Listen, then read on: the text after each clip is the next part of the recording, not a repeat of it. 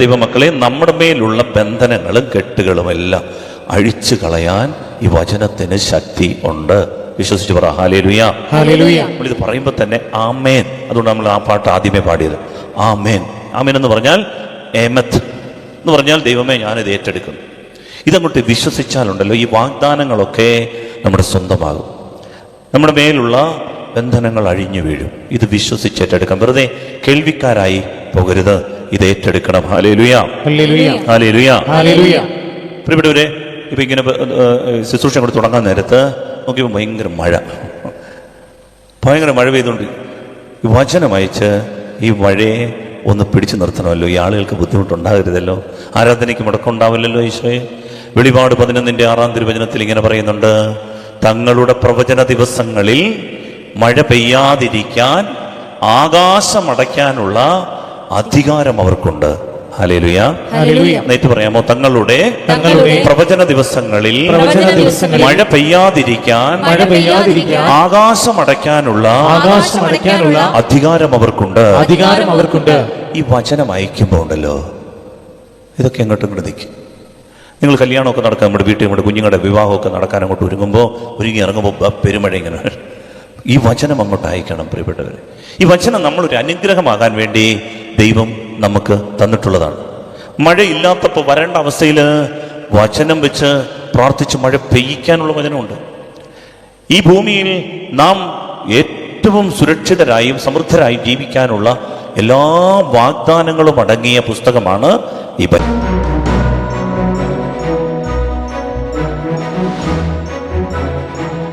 ഈശോ പറഞ്ഞത് യോഹന്നാൻ 8:31 ഈശോ തന്നിൽ വിശ്വസിച്ച യഹൂദരോട് പറഞ്ഞതാണ്. ശിഷ്യന്മാരോടല്ല, തന്നിൽ വിശ്വസിച്ച യഹൂദരോട് ഈശോ പറയുകയാണ്. വായിക്കാം. യോഹന്നാൻ 8:31. തന്നിൽ വിശ്വസിച്ച യഹൂദരോട് യേശു പറഞ്ഞു, എന്റെ വചനത്തിൽ നിലനിൽക്കുമെങ്കിൽ നിങ്ങൾ യഥാർത്ഥത്തിൽ എന്റെ ശിഷ്യരാണ്. നിങ്ങൾ സത്യം അറിയുകയും സത്യം നിങ്ങളെ സ്വതന്ത്രരാക്കുകയും ചെയ്യും. എന്ന് വെച്ചാൽ പ്രിയപ്പെട്ട ദൈവമക്കളെ, നമ്മുടെ മേലുള്ള ബന്ധനങ്ങളും കെട്ടുകളും എല്ലാം അഴിച്ചു കളയാൻ ഈ വചനത്തിന് ശക്തി ഉണ്ട്. വിശ്വസിച്ച് പറ ഹല്ലേലൂയ. നമ്മളിത് പറയുമ്പോൾ തന്നെ ആമേൻ. അതുകൊണ്ട് നമ്മൾ ആ പാട്ട് ആദ്യമേ പാടിയത് ആമേൻ. ആമേൻ എന്ന് പറഞ്ഞാൽ ഏമത്ത് എന്ന് പറഞ്ഞാൽ ദൈവമേ ഞാനിത് ഏറ്റെടുക്കുന്നു. ഇതങ്ങോട്ട് വിശ്വസിച്ചാലുണ്ടല്ലോ ഈ വാഗ്ദാനങ്ങളൊക്കെ നമ്മുടെ സ്വന്തമാകും.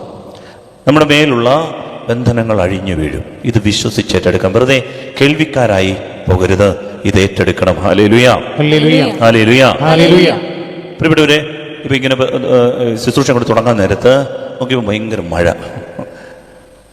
മഴ പെയ്തുകൊണ്ട് ഈ വചനം അയച്ച് ഈ മഴയെ ഒന്ന് പിടിച്ചു നിർത്തണമല്ലോ. ഈ ആളുകൾക്ക് ബുദ്ധിമുട്ടുണ്ടാകരുതല്ലോ, ആരാധനയ്ക്ക് മുടക്കമുണ്ടാവില്ലല്ലോ. ഈശോയെ വെളിപാട് 11-6 തിരുവചനത്തിൽ ഇങ്ങനെ പറയുന്നുണ്ട്, തങ്ങളുടെ പ്രവചന ദിവസങ്ങളിൽ മഴ പെയ്യാതിരിക്കാൻ ആകാശമടയ്ക്കാനുള്ള അധികാരം അവർക്കുണ്ട്. ഹല്ലേലൂയ. നേരിട്ട് പറയാമോ? തങ്ങളുടെ പ്രവചന ദിവസങ്ങളിൽ മഴ പെയ്യാതിരിക്കാൻ ആകാശമടയ്ക്കാനുള്ള അധികാരം അവർക്കുണ്ട്. ഈ വചനം അയക്കുമ്പോ ഉണ്ടല്ലോ ഇതൊക്കെ എങ്ങോട്ടും നിൽക്കും. നിങ്ങൾ കല്യാണമൊക്കെ നടക്കാൻ നമ്മുടെ വീട്ടിൽ നമ്മുടെ കുഞ്ഞുങ്ങളുടെ വിവാഹമൊക്കെ നടക്കാൻ അങ്ങോട്ട് ഒരുങ്ങി ഇറങ്ങുമ്പോൾ പെരുമഴ ഇങ്ങനെ. ഈ വചനം അങ്ങോട്ട് അയക്കണം പ്രിയപ്പെട്ടവരെ. ഈ വചനം നമ്മളൊരു അനുഗ്രഹമാകാൻ വേണ്ടി ദൈവം നമുക്ക് തന്നിട്ടുള്ളതാണ്. മഴയില്ലാത്തപ്പോൾ വരേണ്ട അവസ്ഥയിൽ വചനം വെച്ച് പ്രാർത്ഥിച്ച് മഴ പെയ്യിക്കാനുള്ള വചനമുണ്ട്. ഈ ഭൂമിയിൽ നാം ഏറ്റവും സുരക്ഷിതരായും സമൃദ്ധരായും ജീവിക്കാനുള്ള എല്ലാ വാഗ്ദാനങ്ങളും അടങ്ങിയ പുസ്തകമാണ് ഈ ബൈബിൾ. ഹല്ലേലൂയ. 8500-ലധികം പ്രോമിസസ്, വാഗ്ദാനങ്ങൾ ഈ പുസ്തകത്തിലുണ്ട്. 8500. നമ്മുടെയൊക്കെ പുരുഷായുസില് നമുക്കൊരു 100 വാഗ്ദാനം പോലും വേണ്ട ജീവിക്കാൻ. 8000-ലധികം വാഗ്ദാനങ്ങൾ അടങ്ങിയിരിക്കുന്ന പുസ്തകമായത്. അതുകൊണ്ട് ഈ വചനം വായിച്ചിട്ട് ഈ വചനമൊക്കെ വെച്ചൊന്ന് പഠിച്ച് വചനമൊക്കെ ഒന്ന് പ്രയോഗിച്ചാൽ പ്രിയപ്പെട്ടവരെ നാം ഒരു അനുഗ്രഹമായി മാറും. കാരണം വചനത്തിന് ശക്തിയുണ്ട്. തന്നെ സമീപിച്ച സദൂക്കായരോട് ഈശോ പറഞ്ഞൊരു വചനമുണ്ട്. മർക്കോസ് 12:24. സദൂക്കായര്, മർക്കോസ് 12:24. സദൂക്കായർ വന്നിട്ട് ഈശോയോട് തർക്കിച്ചു. അവർ പറഞ്ഞു, പുനരുത്ഥാനമൊന്നുമില്ല, ഞങ്ങളൊന്നിലും വിശ്വസിക്കുന്നില്ല. അങ്ങനെ അവർ ചില മുട്ടാ ന്യായങ്ങളൊക്കെ പറഞ്ഞു. ഞങ്ങളുടെ നാട്ടിൽ ഒരു ചേച്ചി ഉണ്ടായിരുന്നു, ഒരാളെ കല്യാണം കഴിച്ചു, ആൾ മരിച്ചുപോയി. അടുത്ത ആളെ കല്യാണം കഴിച്ചു, ആൾ മരിച്ചുപോയി. അങ്ങനെ സഹോദരന്മാർ 7 പേരെ കല്യാണം കഴിച്ചു. അവസാനം ഈ ചേച്ചി മരിച്ചു. സ്വർഗത്തിൽ ചെല്ലുമ്പോൾ ആരുടെ ഭാര്യയായിരിക്കും? 7 പേരെയും കല്യാണം കഴിച്ച ചേച്ചിയാണ് നിൽക്കണേ. ഇത് 7 പേരും സ്വർഗത്തിൽ ഇങ്ങനെ നിൽക്കുകയാണ്. ആരുടെ ഭാര്യയായിരിക്കും ചേച്ചി? അപ്പോൾ കർത്താവ് അവരോട് മറുപടി പറയുന്നതാണ്. മർക്കോസ് 12:24 വായിച്ചേ.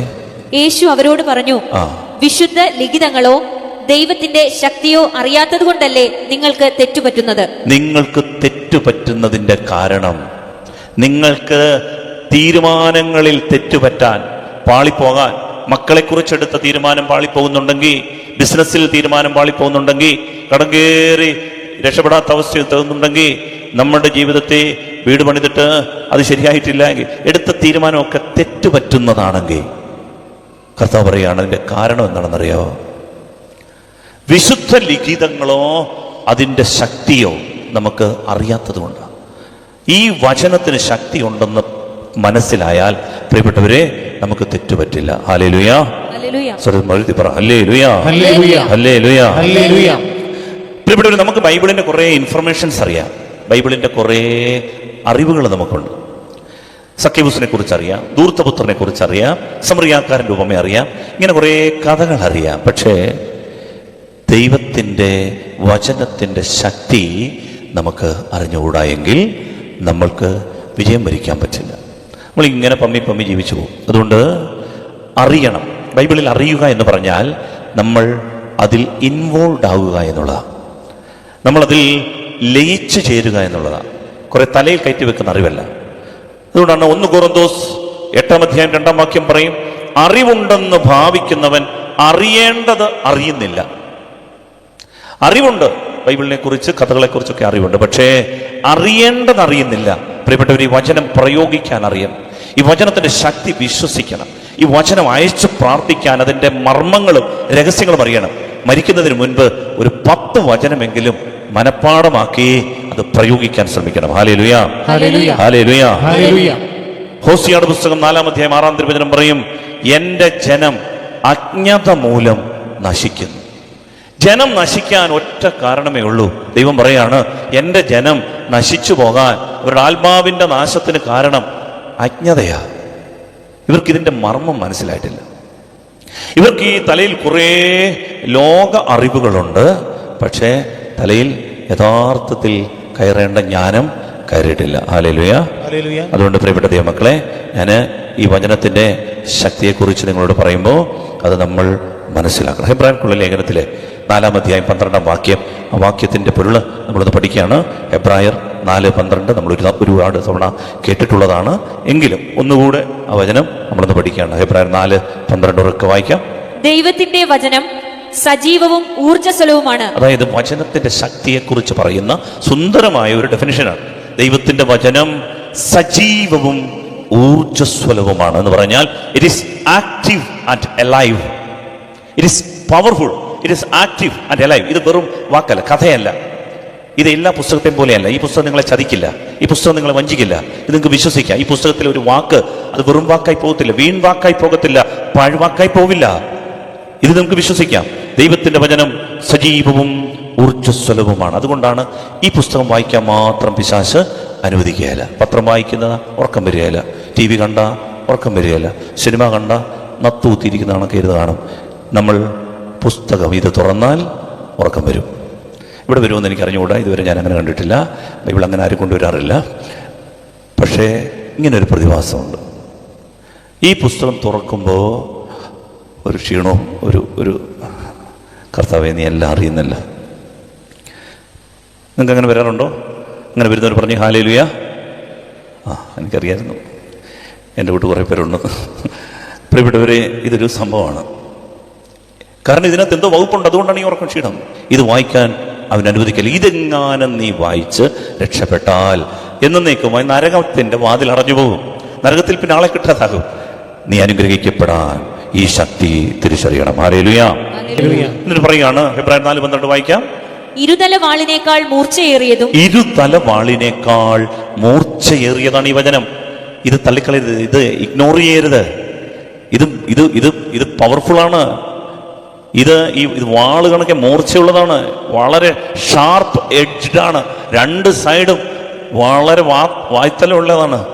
പ്രിയപ്പെട്ടവരെ, എന്ന് വെച്ചാൽ നിന്റെ മേൽ എത്ര വലിയ കെട്ടുണ്ടെങ്കിലും അത് പൊട്ടിക്കാൻ ഇതിന് പവറുണ്ട്. എല്ലാ കെട്ടുകളെയും ഛേദിച്ച് കളയാൻ പവർഫുള്ളാണ് ഈ വചനം. വീണ്ടും പറയാം, ചേതനയിലും ആത്മാവിലും സന്ധിബന്ധങ്ങളിലും മജ്ജയിലും തുളച്ചു കയറി ഹൃദയത്തിന്റെ വിചാരങ്ങളെയും നിയോഗങ്ങളെയും വിവേചിക്കുന്നതുമാണ്. ചേതനയിലും എന്ന് പറഞ്ഞാൽ എന്താണ്? ചേതന, ചൈതന്യം എന്ന് പറഞ്ഞാൽ മനസ്സ്. ചേതന എന്ന് പറഞ്ഞാൽ മനസ്സ്, മൈൻഡ്. ആത്മാവിലും എന്ന് പറഞ്ഞാൽ സ്പിരിറ്റ്. സന്ധിബന്ധങ്ങളിലും മജ്ജയിലും. സന്ധിബന്ധവും മജ്ജയും ഒക്കെ ചേർന്നതാണ് ബോഡി.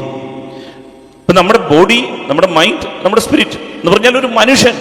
ഈ മനുഷ്യനിലേക്ക് ഇത് പെനട്രേറ്റ് ചെയ്യുന്ന ഒരു വലിയ ശക്തിയാണ്.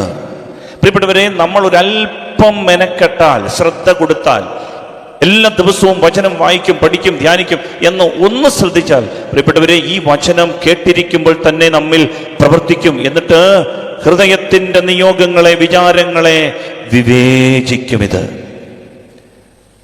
എന്ന് വെച്ചാൽ ഒരു കുഞ്ഞ്, 6 മാസം പ്രായമുള്ള ഒരു കുഞ്ഞ് ഞരങ്ങുകയാണ്, കരയുകയാണെന്ന് വെച്ചു. ഈ അമ്മ പെട്ടെന്ന് വിവേചിച്ചറിയും ഈ കുഞ്ഞ് എന്തിനാ കരയുന്നത്. ഇത് കണക്കെ വചനമുണ്ടല്ലോ. നീ ഇവിടെ നിന്ന് ഞരങ്ങുമ്പോൾ, കരയുമ്പോൾ, ആരോടും പറയാത്ത സങ്കടങ്ങൾ മനസ്സിൽ ഒളിപ്പിച്ച് എൻ്റെ കർത്താവേ എന്ന് തേങ്ങുമ്പോൾ ഉണ്ടല്ലോ, ഈ വചനം ഇത് ഉള്ളിൽ പ്രവേശിച്ച് നിന്റെ നിയോഗങ്ങളെ, വിചാരങ്ങളെ വിവേചിച്ചറിയും. അത് നിനക്കൊരു അനുഗ്രഹമാക്കി പരിണമിപ്പിക്കും. ഹല്ലേലൂയ, ഹല്ലേലൂയ, ഹല്ലേലൂയ. അത് പരിഹരിച്ചു തരും വചനം. അതുകൊണ്ടാണ് ഈ വചനത്തിന്റെ ശക്തി എൻ്റെ പ്രിയപ്പെട്ട മക്കളെ നമ്മൾ മനസ്സിലാക്കണം എന്ന് പറയുക. ആൻജിയോഗ്രാം ചെയ്യുന്ന കണക്കെ ഇതിങ്ങനെ ചെന്ന് സ്കാൻ ചെയ്ത് എല്ലാ ബ്ലോക്കുകളും കണ്ടെത്തി ചിലതിനെയൊക്കെ അന്നേരം തന്നെ ഇല്ലാതാക്കും. അതുകൊണ്ടാണ് it is very active and alive എന്ന് പറയും. പ്രിയപ്പെട്ടവരെ, ഈ ലോകം നമ്മുടെ തലയിൽ കുറേ നുണകൾ തന്നിട്ടുണ്ട്. പക്ഷേ ദൈവത്തിൻ്റെ വചനം നിറച്ചു വെച്ചാൽ നമുക്ക് ജീവിതത്തിൽ വിജയം കണ്ടെത്താൻ പറ്റും. ലോകത്തിൽ വിജയം വരിക്കുന്നത് ഈ വചനത്തിന്റെ ശക്തി കൊണ്ടാണ്. അതുകൊണ്ട് ഈ മേശയും ഗൗരവത്തോടെ എടുക്കണം. ഏവങ്കെലിയോൻ കഴിഞ്ഞിട്ട് ആരും പള്ളി വരരുത്. വചന ശുശ്രൂഷ കേൾക്കാൻ പള്ളി വരണം. ഹല്ലേലൂയ, ഹല്ലേലൂയ, ഹല്ലേലൂയ. നമ്മുടെ തലച്ചോറ് ഈ തലച്ചോറിന്റെ എത്ര ശതമാനം നമ്മൾ ഉപയോഗിക്കുന്നതെന്ന് അറിയാമോ? ശാസ്ത്രം പറയുന്നത് നമ്മളൊരു 8% താഴെയൊക്കെ ഇത് ഉപയോഗിക്കുന്നുള്ളൂ. തലച്ചോറ് ഇങ്ങനെ മുഴുത്തിരുന്നാലും ഇതിനകത്തൊരു 8% മാത്രമേ നമ്മൾ ഉപയോഗിക്കുന്നുള്ളൂ. ലോകത്തിലെ ഏറ്റവും വലിയ ബുദ്ധിമാനായ ഒരു മനുഷ്യനായിരുന്നു ആൽബർട്ട് ഐൻസ്റ്റീൻ. 3000-ഓളം കണ്ടുപിടുത്തങ്ങളുടെ പേറ്റൻസി ഉള്ള ആളാണ് ആൽബർട്ട് ഐൻസ്റ്റീൻ. അദ്ദേഹത്തിന് സ്വന്തമായിട്ട് 300-ലധികം കണ്ടുപിടുത്തങ്ങളുണ്ട്. അദ്ദേഹം മാത്രം കണ്ടുപിടിച്ചത്. അത്ര തലച്ചോറുള്ള ആളാണ് ആര്? Albert Einstein. ഈ ആൽബർട്ട് ഐൻസ്റ്റീൻ്റെ തലച്ചോറിനെ കെമിക്കൽ റിയാക്ഷൻസ് ഒക്കെ സ്റ്റഡി നടത്തിയിട്ട് ഇതിൻ്റെ ഫ്യൂഷൻസ് ഒക്കെ മനസ്സിലാക്കിയിട്ട് പറഞ്ഞെന്ന് ഈ ആൽബർട്ട് ഐൻസ്റ്റീൻ തൻ്റെ തലച്ചോറിൻ്റെ 20% മാത്രമേ ഉപയോഗിച്ചിട്ടുള്ളൂ. അപ്പോൾ പിന്നെ നമ്മുടെ കാര്യം പറയണോ? കണക്ക് കൂട്ടണേ കാൽക്കുലേറ്റർ വേണം. ആ അവസ്ഥയിൽ നമ്മൾ തലച്ചോറ് എത്ര ശതമാനം ഉപയോഗിച്ച് കാണും? 2%, 3%. അപ്പം ബാക്കി ഈ 10% ഉപയോഗിച്ചെന്ന് വെച്ചു. ബാക്കി 90% എന്തിനു വേണ്ടിയിട്ടാ? പ്രിയപ്പെട്ടവരെ, അതിനു വേണ്ടിയാണ് ദൈവവചനം നമുക്ക് തന്നത്. ഈ 90% വചനം നിറച്ചാലുണ്ടല്ലോ, you will be internationally number 1. വേറെ ഒന്നും പ്രത്യേകിച്ച് തലകൈവച്ചൊന്നും പ്രാർത്ഥിക്കേണ്ടൊന്നും ആവശ്യമില്ല. പ്രത്യേകിച്ച് നൊവേനെ നേർച്ചൊന്നും നടത്തണ്ട. ഞാൻ എഴുതി വെച്ചോ, നിങ്ങൾ എഴുതി വെച്ചോ. പ്രിയപ്പെട്ട ദൈവമക്കളെ, വചനം എന്തുമാത്രം ഹൃദയസ്ഥമാക്കോ, പഠിക്കുമോ, വചനത്തെ ഗൗരവത്തോടെ എടുക്കുമോ, ഈ വചനം നമ്മളുടെ തഴക്കദോഷങ്ങളെ ബന്ധിക്കും, എടുത്തു മാറ്റും. ജീവിതത്തിന്റെ വിശുദ്ധി നമുക്ക് കൈവരുത്തും. ദൈവശക്തി നമ്മൾ നിറയ്ക്കും, സൗഖ്യം തരും, വിടുതൽ തരും, നേരായ വഴികളിൽ പറഞ്ഞു തരും. ഇതാണ് വഴി, ഇതിലെ പോകാൻ പറയും, അപകടങ്ങളിൽ രക്ഷിക്കും. വചനത്തിന് നമ്മളെ വീണ്ടെടുക്കാനുള്ള ശക്തിയുണ്ട്. അതുകൊണ്ട് നമ്മൾ ഈ വചനത്തിന്റെ ശക്തി മനസ്സിലാക്കണം. ഒരു സംഭവം കൂടെ പറഞ്ഞുകൊണ്ട് ആ ഭാഗം അങ്ങ് നിർത്താം. ഈശോ ഒരിക്കല് ലൂക്കായുടെ സുവിശേഷത്തിലാണ് 8-ാം അധ്യായത്തിൽ 40 മുതലുള്ള വാക്യങ്ങളിൽ നമ്മളൊരു സംഭവം കാണുന്നുണ്ട്. ഈശോ ഒരിക്കലും ഇങ്ങനെ പ്രസംഗിച്ചുകൊണ്ടിരിക്കുമ്പോൾ ഒരാൾ, ജായിറോസ് എന്നാണ് പേര്, ജായിറോസ് വന്നിട്ട് പറഞ്ഞു, സാറേ എൻ്റെ വീട്ടു വരെ ഒന്ന് വരാമോ? എനിക്കൊരു കുഞ്ഞു മോളുണ്ട്, 12 വയസ്സുള്ള, അവൾ മരിക്കാറായി, വയ്യാതായി. അവളിങ്ങനെ ആസ്മയൊക്കെ പിടിച്ചിങ്ങനെ അവൾ വയ്യാതായി. നീ വന്ന് അവിടെ തലയെ കൈ ഒന്ന് വെച്ച് അവൾ ജീവിക്കും, പ്ലീസ് വരാം. അപ്പോൾ ഈശോ പറഞ്ഞു, വാ പോകാമെന്ന് പറഞ്ഞു. അപ്പോൾ ജായിറോസിൻ്റെ വീട്ടിലേക്ക് ഒരു സംഘമായിട്ട് ആളുകളെല്ലാം ഇങ്ങനെ പോവുകയാണ്. അപ്പോൾ ഇത് കാണാൻ വേണ്ടി കുറേ ആളുകൾ, സംശയമുള്ളവരും ഒക്കെ ഇങ്ങനെ പോവുകയാണ്. പോകുന്ന വഴിയിൽ ഒരു സംഭവം നടന്നു. പോകുന്ന വഴിയിൽ 12 വർഷക്കാലമായി രക്തസ്രാവമുള്ള ഒരു സ്ത്രീ, ബ്ലീഡിങ്.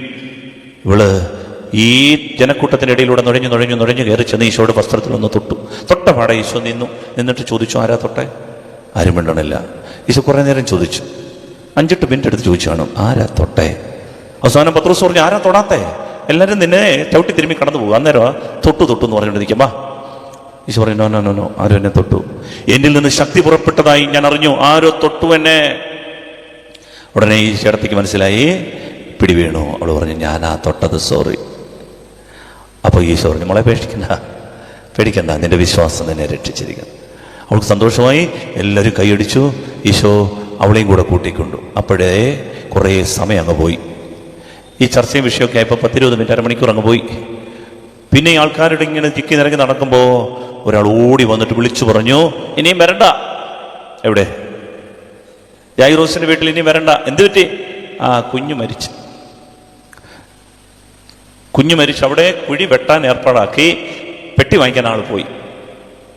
കൊച്ചിൻ്റെ കുളിപ്പിച്ച് മൂക്കിപ്പഞ്ഞിയൊക്കെ വെച്ച് കാലൊക്കെ കൂട്ടിക്കെട്ടി കൈയൊക്കെ കുരിശൊക്കെ വെച്ച് പിടിപ്പിച്ചിട്ടാണ് കൊച്ചു മരിച്ചു. ഇനി വരണ്ടെന്ന് പറഞ്ഞു. ഉടനെ ഈശോ ഒരു വചനം കൊടുക്കുന്നുണ്ട്. ഹല്ലേലൂയ. പ്രിയപ്പെട്ടവർ, ഈ വചനമാണ് 49-ാം വാക്യം വായിക്കാമോ?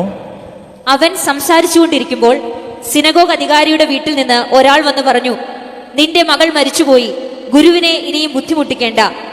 യേശു ഇത് കേട്ട് പറഞ്ഞു, ഭയപ്പെടേണ്ട, വിശ്വസിക്കുക മാത്രം ചെയ്യുക, അവൾ സുഖം പ്രാപിക്കും. ഇതാണ് വചനം. ഈശോ പറഞ്ഞു, ഈ വചനം വിശ്വസിക്കുക മാത്രം ചെയ്യുക. ഏത് വചനം? അവൾ സുഖം പ്രാപിക്കും. ഇതാണ് ദൈവത്തിന്റെ വചനം. അവൾ സുഖം പ്രാപിക്കും. പ്രിയപ്പെട്ട ദൈവമക്കളെ, മാരക രോഗത്തിൽ അടിപ്പെട്ട് കഴിയുന്ന ആരെങ്കിലുമൊക്കെ ഉണ്ടെങ്കിൽ ഈ സമയം ഈശോയുടെ മുമ്പിൽ ഇരുന്ന് ഇങ്ങനെ പറയണം, അവൾ സുഖം പ്രാപിക്കും, ഞാൻ സുഖം പ്രാപിക്കും. ഈശോ അയച്ച വചനമായത്. ഇതിനു വേണ്ടിയിട്ട് ഈശോ വന്നത്. പ്രാർത്ഥിച്ചോണം, ഈ വചനം ഏറ്റെടുത്ത് പ്രാർത്ഥിച്ചുകൊള്ളണം, ഞാൻ സുഖം പ്രാപിക്കും. ഏത് രോഗമാണെങ്കിലും ഈശോയോട് പറയണം, ഈശോ, ഈ വചനത്തിൽ ഞാൻ വിശ്വസിക്കുന്നു, ഞാൻ സുഖം പ്രാപിക്കും. ഈ വചനം വിശ്വസിക്കുക മാത്രം ചെയ്യാം, ഭയപ്പെടേണ്ട. പ്രിയപ്പെട്ടവരെ, ഈശോ അവിടേക്ക് ചെന്നപ്പോൾ ആളുകളെല്ലാം കൂടെ വട്ടത്തിലിരുന്ന് കൂട്ടക്കരയാണ്. ആ പഴയ പാട്ടുകളുണ്ടല്ലോ, സമയമാനരഥത്തിൽ, ആനന്ദമുണ്ട് എനിക്ക് ആനന്ദമുണ്ട്, ഭാഗ്യനാട്ടിൽ പോകും ഞാൻ. അതിങ്ങനെ ഉറങ്ങി തൂങ്ങി പാടിക്കൊണ്ടിരിക്കുമ്പോഴാണ് ഈശോ കയറി ചെല്ലുമ്പോൾ പറയാണ്, മതി, എല്ലാവരും പൊക്കോളാൻ പറഞ്ഞു. അതെന്താ? കൊച്ചുറങ്ങുകയാണെന്ന്. അവൾ ഉറങ്ങട്ടെ, നിങ്ങളുടെ ഈ പാട്ട് കേട്ട് കൊച്ചിനെ ഉറക്കം കളയാത്തത്. ഉടനെ ആളുകൾ പറഞ്ഞു, ഉറക്കോ? ഒട്ടാണോ? കൊച്ചു മരിച്ചെന്ന്. കൊച്ചിന്റെ കൈ കൂട്ടി കെട്ടിയേക്ക്. ഞങ്ങൾ മെഡിക്കലി ക്ലിനിക്കലി ഡെത്ത് കൺഫേംഡ് ആക്കിയവരാണ് ഞങ്ങൾ. കൊച്ചിന് നാടി പിടിച്ച് നോക്കിയെന്ന്. നാടി പിടിപ്പിലിപ്പോ കൊച്ചിന്റെ ശ്വാസോച്ഛ്വാസം നിലച്ച് ഞങ്ങൾ കണ്ടല്ലേ. കൊച്ചിന്റെ കണ്ണിന്റെ റെറ്റിന അനങ്ങുന്നില്ലെന്ന്. കൊച്ചിന്റെ ബ്രെയിൻ ഡെത്ത് സംഭവിച്ചെന്ന്. കൊച്ചു ശ്വാസം എടുത്തിട്ട് എത്ര നേരമായെന്നറിയാം. മെഡിക്കൽ സയൻസ് പറയുന്നത് കൊച്ചു മരിച്ചു. കണ്ണിന്റെ മുൻപിൽ ഇനി ഒരു അത്ഭുതം നടക്കാനില്ല. പ്രിയപ്പെട്ടവരെ, അതിർക്കും മീതെയാണ് ദൈവത്തിന്റെ വചനം. വിശ്വസിക്കുക മാത്രം ചെയ്യുക. ഏത്? ഈ വചനം. അവൾ സുഖം പ്രാപിക്കും. ഈ സിനഗോഗ് അധികാരി ചങ്കോടതങ്ങ് ഏറ്റെടുത്തു. എന്താ സംഭവിച്ചേ? ഈശോ അവന്റെ ഭാര്യയെ, പത്രോസിനെ, യാക്കോബിനെ, യോഹന്നാനെ മാത്രം വിളിച്ചുകൊണ്ട് കൊണ്ടുപോയിട്ട് കുഞ്ഞിന്റെ കൈക്ക് പിടിച്ചിട്ട് പറഞ്ഞു, എഴുന്നേറ്റോളാൻ പറഞ്ഞു. എഴുന്നേറ്റിരുന്നപ്പോ പ്രിയപ്പെട്ടവരെ, ഈശോ പറഞ്ഞു, കൊച്ചിന് വിശക്കണുണ്ട്, ഫുഡ് കൊടുക്കാൻ പറഞ്ഞു. ഇത്രയുള്ള കാര്യം. ഇതാണ് വചനത്തിന്റെ ശക്തി. നിന്റെ കണ്ണിന്റെ മുൻപിൽ ലോകം മുഴുവനും പല കാര്യങ്ങളും പറഞ്ഞിട്ടുണ്ടാകും, പക്ഷേ അതിലെല്ലാം ഉപരിയാണ് ഈ വചനമെന്ന് വിശ്വസിക്കണം. ഹല്ലേലൂയ, ഹല്ലേലൂയ, ഹല്ലേലൂയ. ഈ വചനത്തിൽ വിശ്വസിച്ചുകൊണ്ട് അഭിഷേകം പ്രാപിക്കാനായിട്ട് പ്രിയപ്പെട്ട ദൈവമക്കളെ ഒരുങ്ങണം. ഒന്നാമത്തെ കാര്യം ഇതാണ്, ദൈവത്തിന്റെ വചനത്തിന് ശക്തിയുണ്ട്. രണ്ടാമത്തെ കാര്യം, നമ്മൾ ദൈവത്തോടൊരു അനുഗ്രഹം ചോദിച്ചാൽ ദൈവം അനുഗ്രഹമല്ല തരുന്നത്, അനുസരിക്കാൻ ഒരു വചനം തരും. ശ്രദ്ധിച്ച് കേൾക്കണം. എല്ലാ മതങ്ങളെപ്പോലെ അല്ല ക്രൈസ്തവ മതം, എല്ലാ മതങ്ങളെയും പോലെ അല്ല ക്രിസ്തീയ ജീവിതം. ഇതിൻ്റെ വേറിട്ടുള്ള വ്യത്യസ്തമായ ശൈലികളും ഇതിൻ്റെ രീതികളും മനസ്സിലായില്ലെങ്കിൽ നമുക്ക് നിത്യതയിലെത്താൻ പറ്റില്ല. അതുകൊണ്ട് പ്രിയപ്പെട്ടവരെ, യേശു ക്രിസ്തു എന്താണ് പഠിപ്പിച്ചതെന്നും കാണിച്ചതെന്നും ദൈവമക്കളായി നമ്മൾ അറിഞ്ഞിരിക്കണം. നീ ദൈവത്തോടൊരു വിസ ചോദിച്ചാൽ, നീ ദൈവത്തോടൊരു ഡിഗ്രി ചോദിച്ചാൽ, നീ ദൈവത്തോടൊരു കാറ് ചോദിച്ചാൽ, നീ ദൈവത്തോടൊരു തടസ്സം മാറി വിവാഹം നടക്കണമെന്ന് ചോദിച്ചാൽ, നീ ദൈവത്തോടൊരു കുഞ്ഞിനെ ചോദിച്ചാൽ, നീ ദൈവത്തോടൊരു വീട് ചോദിച്ചാൽ, നീ ദൈവത്തോട് ഒരു ജോലി വരുമാനമാർഗം ചോദിച്ചാൽ ദൈവം നിനക്ക് ഒരിക്കലും അത് നേരിട്ട് തരില്ല. God will never give you anything in material. ഇത് മനസ്സിലാക്കണം. മറിച്ച് ദൈവം നിനക്ക് ഒരു വചനം തരും. പ്രിയപ്പെട്ട ദൈവമക്കളെ, ദൈവമക്കളാണോ, ക്രിസ്ത്യാനികളാണോ, ഈശോയുടെ സ്വന്തമാണോ, ഈശോയിൽ വിശ്വസിക്കുന്നവരാണോ, ഈശോയോട് നേരിട്ട് കാര്യങ്ങൾ ചോദിച്ചാൽ ഈശോ പാഴ്സലായിട്ട് അത് നമ്മുടെ കയ്യിലേക്ക് ഇട്ട് തരില്ല. അപ്പൊ ചോദിച്ചേക്കാം, ഞങ്ങൾക്ക് അങ്ങനെയൊക്കെ കിട്ടിയിട്ടുണ്ടല്ലോ. പ്രിയപ്പെട്ടവരെ, അങ്ങനെ എങ്ങാനും കിട്ടിയിട്ടുണ്ട് എങ്കിൽ അതിന്റെ കാരണം വചനത്തോട് നിങ്ങൾക്ക് വിശ്വസ്തതയും അനുഗ്രഹവും ഉള്ളത് കൊണ്ടാണ്. വിശ്വസ്തത, ഈ വചനത്തോടുള്ള അനുസരണവുമാണ് നമുക്ക് ഈ അനുഗ്രഹം വാങ്ങിത്തരിക. ഞാനതൊരു ഉദാഹരണം പറയുമ്പോൾ നിങ്ങൾക്ക് മനസ്സിലാവും. കാനായിലെ കല്യാണം, അവിടെ വീഞ്ഞ് തീർന്നുപോയി. ഉടനെ മധ്യസ്ഥ പ്രാർത്ഥനയുമായി അമ്മ വന്നു. അമ്മ വന്ന് അവളോട് പറഞ്ഞു, മോനെ അവർക്ക് വീഞ്ഞില്ല. ഈശോ പറഞ്ഞു, സമയമായിട്ടില്ല. അവൾ പറഞ്ഞു, മോനെ നിന്റെ സമയമായിട്ടില്ല, ഞങ്ങളുടെ സമയമായി, നീ ഇടപെടണം. ഉടനെ ഈശോ ആ വീടിനെ അനുഗ്രഹിക്കാൻ തയ്യാറാവുകയാണ്. പക്ഷേ അമ്മയ്ക്ക് മനസ്സിലായി, ഇവൻ പെട്ടെന്ന് കുറച്ച് വെള്ളത്തെ പോയി തൊട്ട് വീഞ്ഞാക്കാൻ പോകുന്നില്ല. ഇവൻ പെട്ടെന്ന് വെള്ളത്തെ പോയി തൊട്ട് ഉടനെ അത് വീഞ്ഞാക്കി മാറില്ല. മറിച്ച് അമ്മയ്ക്ക് മനസ്സിലായി ഇവൻ ചെയ്യാൻ പോകുന്നത് എന്താണെന്ന് അറിയാമോ? അമ്മ പരിചാരകരോട് പറഞ്ഞു, അവൻ പറയുന്നത് നിങ്ങൾ ചെയ്യുവിൻ. ഈ പറയുന്നത് അനുസരിക്കുന്നതാണ് അനുഗ്രഹമായി മാറുക. ഹല്ലേലൂയ. സന്തോഷത്തോടെ പറഞ്ഞു ഹല്ലേലൂയ, ഹല്ലേലൂയ, ഹല്ലേലൂയ, ഹല്ലേലൂയ. ഈശോ അവരോട് പറഞ്ഞു, ഈ കൽഭരണികളിൽ വെള്ളം നിറയ്ക്കുവിൻ. വീടിന്റെ അവസ്ഥ മനസ്സിലാകണം. ആളുകൾ പിറുപിറുത്തോണ്ടിരിക്കുക, വീഞ്ഞു തീർന്നു, സംസാരമുണ്ടായി, നല്ല വീഞ്ഞ് എന്തേ ആളുകൾ ചോദ്യം ചെയ്തുകൊണ്ടിരിക്കുന്ന സമയത്ത് വേണമെങ്കിൽ ഈ പരിചാരകർക്ക് മുട്ടാത്തർക്കം ചോദിക്കാമായിരുന്നു, ഇപ്പോ വെള്ളം നിറച്ചിട്ട് എന്നെ എടുക്കാനാ? വരാനുള്ളവരെല്ലാം വന്നു, കാലൊക്കെ കഴുകി. ചോദ്യമില്ല. പ്രിയപ്പെട്ടവരെ, അവൻ പറഞ്ഞ വചനം അതുപോലെ അനുസരിച്ചാൽ അത് അനുഗ്രഹം കൊണ്ടുവരും. ഈ വചനത്തോടുള്ള എൻ്റെ വിധേയത്വവും അനുസരണവുമാണ് എനിക്ക് അനുഗ്രഹം വീട്ടിലെത്തിക്കുക. ഹല്ലേലൂയ. അതുകൊണ്ട് എൻ്റെ പ്രിയപ്പെട്ട ദൈവമക്കളെ, ദൈവം നമുക്ക് വചനം തരുന്നത് വായിച്ചെടുക്കാൻ, മനസ്സിലാക്കിയെടുക്കാൻ ശ്രദ്ധിക്കണം. ഈ പുസ്തകം തുറക്കണം. ഒരു ജീവിതത്തിൽ ഒരു പ്രതിസന്ധി ഉണ്ടാകുമ്പോൾ, ക്രൈസിസ് ഉണ്ടാകുമ്പോൾ, ഇതിനകത്ത് എന്താ പറഞ്ഞിരിക്കുന്നത്, ഈ വിഷയവുമായി ബന്ധപ്പെട്ടുകൊണ്ട് എന്താണ് എൻ്റെ ദൈവം എന്നോട് സംസാരിക്കുന്നത് എന്ന് ഇരുന്ന് ഒരു 10 മിനിറ്റ് എടുത്തൊന്ന് വായിക്കാമോ? ഉത്തരം കിട്ടിയിരിക്കും. അത് അനുസരിച്ചാൽ അനുഗ്രഹം. ഞാൻ എന്നോട് കൗൺസിലിങ്ങിന് വരുന്ന ആളുകളോട് സംസാരിക്കുന്ന വിഷയങ്ങളുമായി വരുന്ന എല്ലാവർക്കും വചനം കൊടുക്കും. ഈ വചനം അനുസരിക്കാൻ മനസ്സ് കാണിച്ചവരെല്ലാം ഉണ്ടല്ലോ, അനുഗ്രഹിക്കപ്പെട്ടിട്ടുണ്ട്. ഹല്ലേലൂയ. കാരണം എന്താണെന്നറിയാമോ? ദൈവത്തിന് വേണമെങ്കിൽ നേരിട്ട് ഈ സമ്മാനം, ഈ കാറ്, ഈ ഡിഗ്രി, ഈ വിസ ഇങ്ങനെ തന്നുകൂടെ? പ്രിയപ്പെട്ട ദൈവമക്കളെ, കർത്താവിനറിയാം, നിനക്കൊരു കാറ് തന്നാൽ 4 വർഷം 10 വർഷം കഴിയുമ്പോൾ വേറൊരു കാറ് വീണ്ടും വരും, വേണം. നിനക്കൊരു രോഗം മാറിയാൽ നടുവേന മാറിയാൽ പല്ലുവേന വരും. നിന്നെ പശു കുത്താൻ വന്നതിൽ നിന്ന് നീ രക്ഷപ്പെട്ടാൽ നാളെ കൊതു കുത്താൻ വരും. ഇങ്ങനെ ജീവിതത്തെ പ്രതിസന്ധികൾ ഇങ്ങനെ ഉണ്ടായിക്കൊണ്ടേയിരിക്കും. മറിച്ച് പ്രിയപ്പെട്ട ദൈവമക്കളെ, ഈ ദൈവത്തോടൊരു അനുഗ്രഹം ചോദിക്കുമ്പോൾ ദൈവം വചനം തരുന്നത് എന്തിനാണെന്ന് അറിയാമോ? ഈ വചനം അനുസരിക്കുമ്പോൾ നിന്റെ ആത്മാവ് രക്ഷ പ്രാപിക്കാൻ ദൈവം ഇടവരുത്തും. Hallelujah, hallelujah. ശ്രദ്ധയോടെ കേട്ടെ. Hallelujah, hallelujah. മണ്ഡലത്തിൽ നിൽക്കുന്നവരും ശ്രദ്ധിച്ചേ. Hallelujah, hallelujah. പ്രിയപ്പെട്ടവരെ, വചനം ദൈവം തരുമ്പോഴുണ്ടല്ലോ, വചനം അനുസരിക്കണമെങ്കിൽ ആത്മാവ് രക്ഷപ്പെടും. കാരണം യോഹന്നാൻ 6:66 പറയുന്നു, ഞാൻ നിങ്ങളോട് പറഞ്ഞ വചനം ആത്മാവും ജീവനുമാണ്. പ്രിയപ്പെട്ടവരെ, ദൈവത്തിന്റെ വചനം ആത്മാവും ജീവനുമാണ്. ഈശോ പറഞ്ഞു, ശരീരം ഒന്നിനും ഉപകരിക്കുന്നില്ല, ആത്മാവാണ് ജീവൻ നൽകുന്നത്. എന്നിട്ട് പറയാണ്, ഞാൻ നിങ്ങളോട് പറഞ്ഞ വചനം ആത്മാവും ജീവനുമാണ്. അതുകൊണ്ട് ഈ വചനം അനുസരിക്കുമ്പോ നിന്റെ ആത്മാവ് രക്ഷപ്പെടും. ഈ വചനം അനുസരിക്കുമ്പോൾ നീ അറിയാതെയുള്ള കെട്ടുകൾ, ബന്ധനങ്ങൾ അഴിയും. ആത്മാവിന്റെ കാറ് കിട്ടും, ജോലി കിട്ടും, വീട് കിട്ടും, അതൊക്കെ അവിടെ കിട്ടുമെന്നേ. അതല്ല ദൈവത്തിന് പ്രധാനം. ആത്മരക്ഷയാണ് ദൈവലക്ഷ്യം. നീ വിശുദ്ധീകരിക്കപ്പെടണമെന്നും നിത്യതയിലെത്തണമെന്നും ആഗ്രഹിക്കുന്ന ദൈവം നിനക്കൊരു വചനം തരുന്നതിനാണെന്നറിയാമോ? ഈ വചനം അനുസരിക്കുമ്പോൾ നീ ദൈവത്തെ അനുസരിക്കുന്നത് ദൈവഭയമുള്ളവനാണെന്ന് തെളിയിക്കുകയാണ്. നീ ദൈവത്തെ കേൾക്കാൻ മനസ്സ് കാണിക്കുമ്പോൾ പിശാചിന്റെ അധികാരം ഇല്ലാതാകും. ഇല്ലെങ്കിൽ അവൻ ലീഗൽ റൈറ്റ്, നിയമപരമായിട്ട് അവൻ അവകാശം കിടക്കും. അതുകൊണ്ട് പ്രിയപ്പെട്ടവരെ, വചനം അനുസരിച്ചാൽ ആത്മാവ് രക്ഷപ്പെടും, അനുഗ്രഹവും കിട്ടും. ഹല്ലേലൂയ, ഹല്ലേലൂയ, ഹല്ലേലൂയ, ഹല്ലേലൂയ, ഹല്ലേലൂയ, ഹല്ലേലൂയ.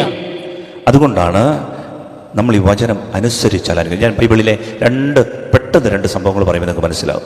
പഴയ നിയമത്തിൽ രണ്ട് ചെറുപ്പക്കാരാ, ഞാനിത് പറയുന്നത് യുവജനങ്ങളും ശ്രദ്ധിക്കാനാ. പഴയ നിയമത്തിൽ രണ്ട് ചെറുപ്പക്കാർ, അവർ ലോകത്തിൻ്റെ നെറുകയിൽ എത്തിച്ചേരാൻ കാരണം എന്താണെന്നറിയാമോ?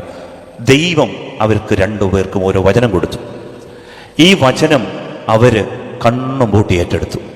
ഇതെന്നെക്കുറിച്ചുള്ള പ്രോമിസാണെന്ന് അവരങ്ങ് വിശ്വസിച്ചു. അവരത് ഏറ്റെടുത്തപ്പോൾ അവർ ലോകത്തിൻ്റെ നെറുകയിലെത്തിയ പഴയ നിയമത്തിലെ രണ്ട് ചെറുപ്പക്കാരാണ്.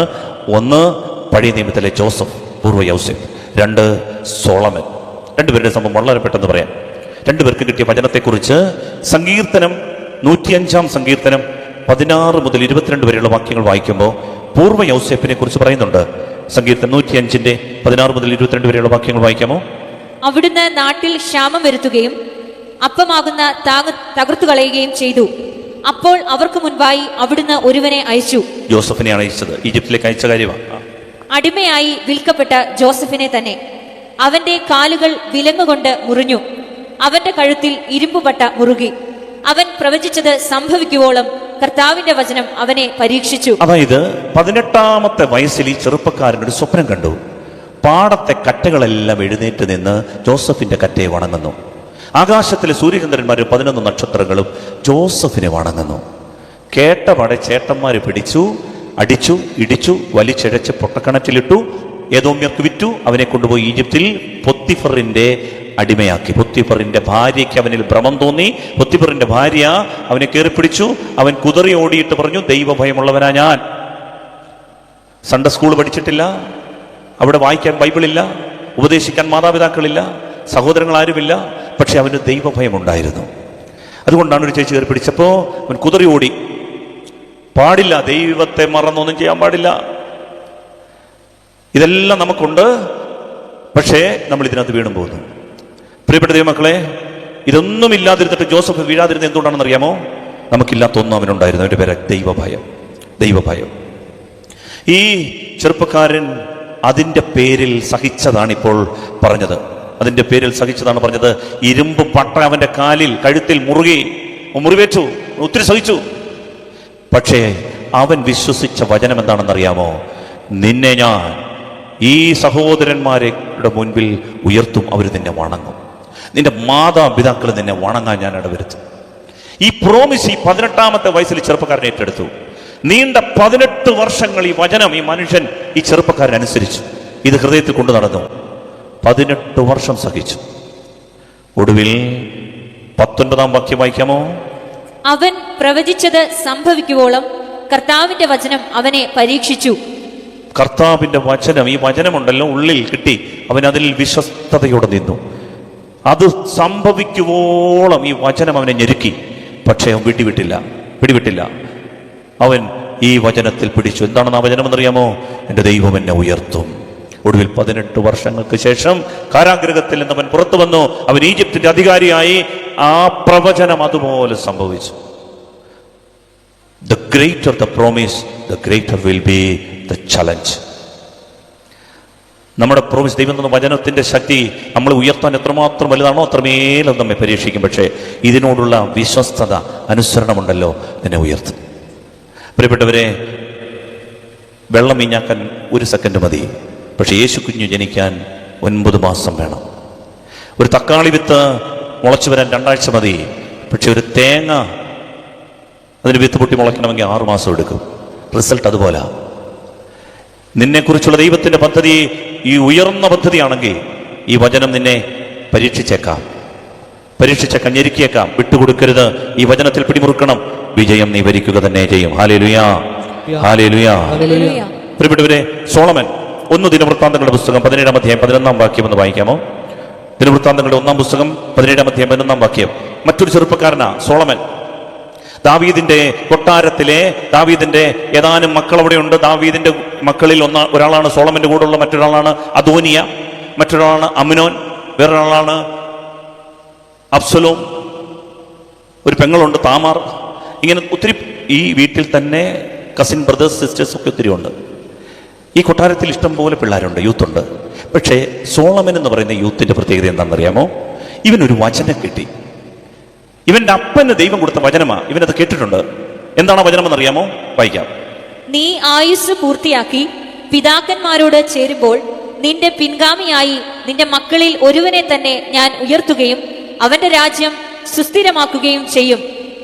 അവൻ എനിക്ക് ആലയം പണിയും. മതി. പ്രിയപ്പെട്ടവരെ, ദാവീദിനോട് ദൈവം പറഞ്ഞു, ദാവീദേ, നീ ആയുസ് പൂർത്തിയാക്കി മരിക്കുമ്പോൾ നിന്റെ മക്കളിൽ ഒരുവനെ ഞാൻ ഉയർത്തും, അവൻ എനിക്ക് ആലയം പണിയും, അവന്റെ കയ്യിൽ നിന്റെ രാജ്യം ഞാൻ സുസ്ഥിരമാക്കും. ഈ പ്രോമിസ് ശ്രദ്ധിക്കണം, മക്കളിൽ ഒരുവനെന്നേ കൊടുത്തിട്ടുള്ളൂ. ഇതെങ്ങനെ സോളമൻ സ്വന്തമാക്കി? ഈ കൊട്ടാരത്തിൽ മൂത്തവനായിട്ട് അദോനിയ ഉണ്ട്, അമ്നോനുണ്ട്, താമാറുണ്ട്, അബ്സലോമുണ്ട്. പക്ഷേ ഇതെങ്ങനെ സോളമൻ സ്വന്തമാക്കി? ഈ വീട്ടിൽ വേറെ ബ്രദേഴ്സ് ഉണ്ടായിരുന്നല്ലോ. പ്രിയപ്പെട്ടവരെ, ഈ വചനം ഇവൻ ഏറ്റെടുത്തു. ഈ പ്രോമിസ്, ഈ വാഗ്ദാനം ഈ ചെറുപ്പക്കാരൻ ഏറ്റെടുത്തു. എന്നിട്ട് അവൻ ഈ വചനത്തെ മനസ്സിൽ വിട്ട് താലോലിച്ച് അവനെക്കുറിച്ച് ബൈബിൾ പറയുന്നത് എന്താണെന്ന് അറിയാമോ? 2.5 വർഷക്കാലത്തോളം, ഏതാനും 1 രാജാക്കന്മാരുടെ പുസ്തകം 3 അധ്യായം 4 വാക്യത്തിലുണ്ട്, അവൻ മുഖ്യ പൂജാഗിരിയായ കർത്താവിന്റെ ഗിബയോനിൽ 1000 ബലികൾ അർപ്പിച്ച് പ്രാർത്ഥിച്ചുകൊണ്ടിരുന്നു. ഈ ചെറുപ്പക്കാരന് മാത്രം ദൈവ വിചാരം. അവൻ 1000 ബലി അർപ്പിച്ച് 2.5 വർഷത്തോളം പ്രാർത്ഥിക്കുക. എന്ത്? ഈ വചനം എന്നിൽ ഫലവത്താകണം. അതേസമയം ഈ വീട്ടിലെ മറ്റ് പിള്ളേരുടെ കലാപരിപാടികൾ എന്താണെന്നറിയാമോ? അദോനിയ, മൂത്ത മകൻ അദോനിയായിക്ക് അധികാരം കിട്ടണം. അപ്പം പറഞ്ഞു, അധികാരത്തെക്കുറിച്ചൊക്കെ ഇപ്പം ചിന്തിക്കാൻ വരട്ടെ. ഉടനെ അദോനിയയുടെ ചിന്ത മാറി. കസേര കിട്ടില്ല എന്ന് ഉറപ്പായപ്പോൾ ദാവീദിനെ ചികിത്സിക്കാൻ വേണ്ടി ഒരു ഹോം നേഴ്സ് വന്നിരുന്നു.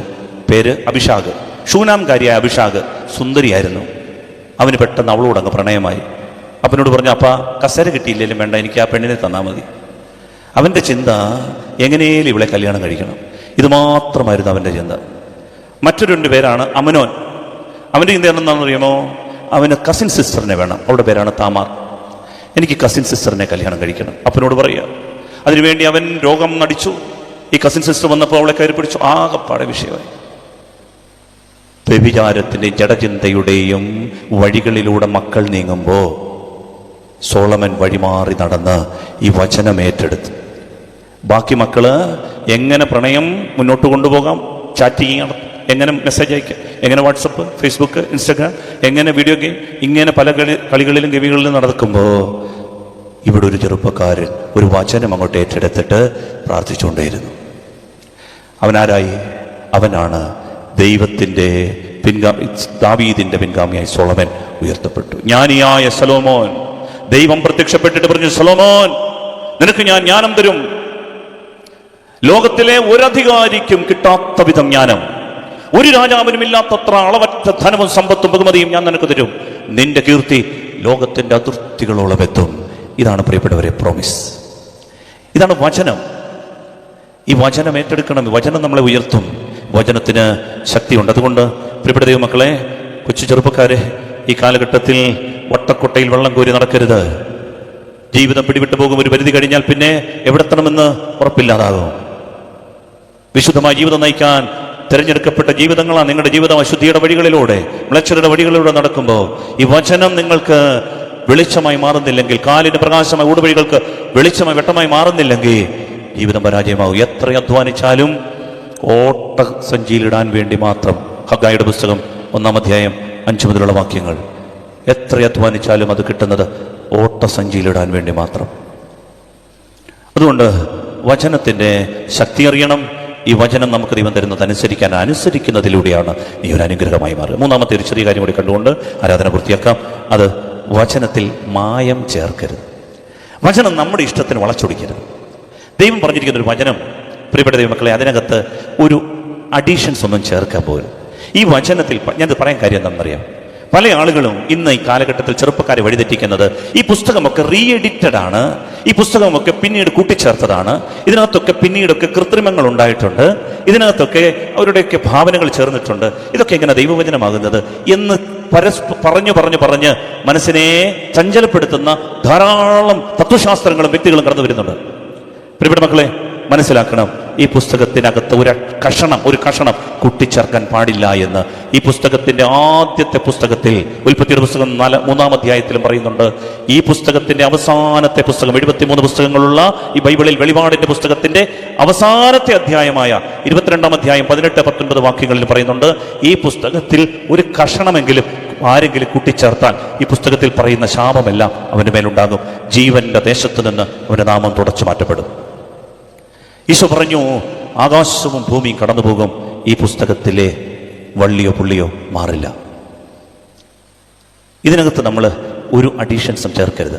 ഏദൻ തോട്ടത്തിൽ എന്താണ് അബദ്ധം സംഭവിച്ചെന്നറിയാമോ? ഹൗവ ചേച്ചി ഒരു വാക്ക് ദൈവവചനത്തോട് കൂട്ടിച്ചേർത്തു. പിശാച് അവകാശമായി. ഇതാണ് സംഭവിച്ചത്. ഏദൻ തോട്ടത്തിൽ സംഭവിച്ചത് ഇത്രയേ ഉള്ളൂ.